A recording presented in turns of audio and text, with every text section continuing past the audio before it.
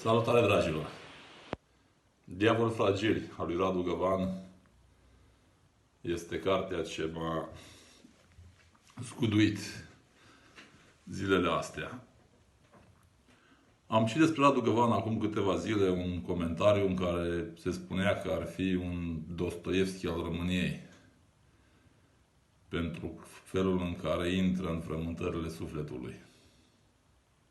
Eu n-am asemenea exprimare și zic despre el doar că te zguduie. Nu sunt un critic literar, nu sunt cel mai bun prieten al lui Dostoevski, deci nu pot să fac comparația asta. Dar sigur Radu te zguduie. Eu am început să-l citesc invers, cu ultima carte, Iisus din Întuneric, acum Diavol fragil. Pot să vă zic că Radu, practic, în cartea asta, ca și în cealaltă care am citit-o, se duce foarte adânc în temerile omului, în coșmarurile acestora, în posibilitatea crimelor, de moarte. Și pe mai multe planuri ne face mai multe situații crâncene.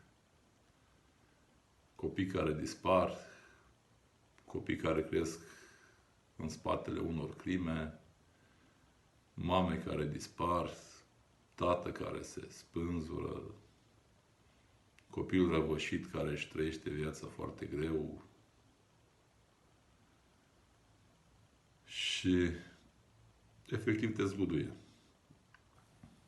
Nu prea îți dai seama în care plan ești. Dacă ești în cel inițial, dacă ești în altă rând de oameni, dacă tânărul fotograf și jurnalist pe cultură ce își vede de viață, aparent frumos, văzându-și de o carieră, găsindu-și mare iubire, făcând un copil, de fapt nu este bântuit la rândul lui sau, Doamne ferește, nu este un potențial criminal. Un om care, dacă își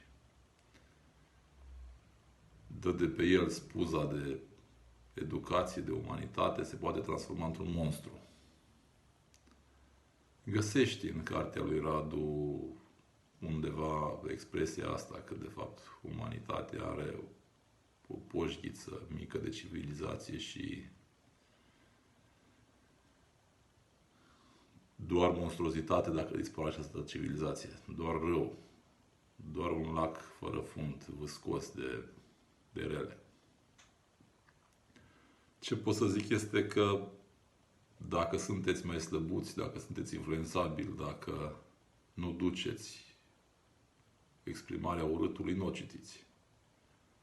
Pentru că nu este ușor de digerat.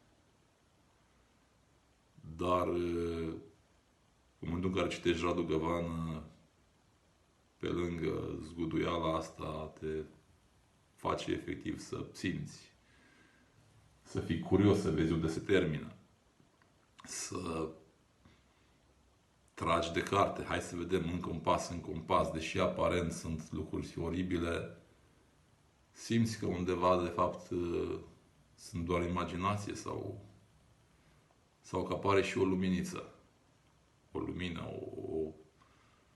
o ieșire din aceste stări. Pot să zic că nu prea am cuvinte să descriu pe Radu. Nici în asta, nici în Iisus din Întuneric n-am avut cuvinte. Pentru că ceea ce te face el să trăiești, să te implici în personajele alea, să simți, parcă să-ți fie frica aia palpabilă de ce se întâmplă acolo, eu, un simplu cititor care am cumva darul povestirii, nu reușesc să exprim suficient de bine. Dar vă zic cu tot dragul că și Diavoli fragili și Iisus din Întuneric al lui Radu Găvan merită citite, dacă sunteți puternici. Peste vreo lună, două, trei, Vă voi povesti și Neverland, pentru că vreau să citesc toată opera și pentru moment nu mai am decât 2 cărți. La revedere și pe săptămâna viitoare. Nu uitați, tura asta a fost Diavol Fragil. O carte nerecomandată oamenilor care nu au suficientă putere.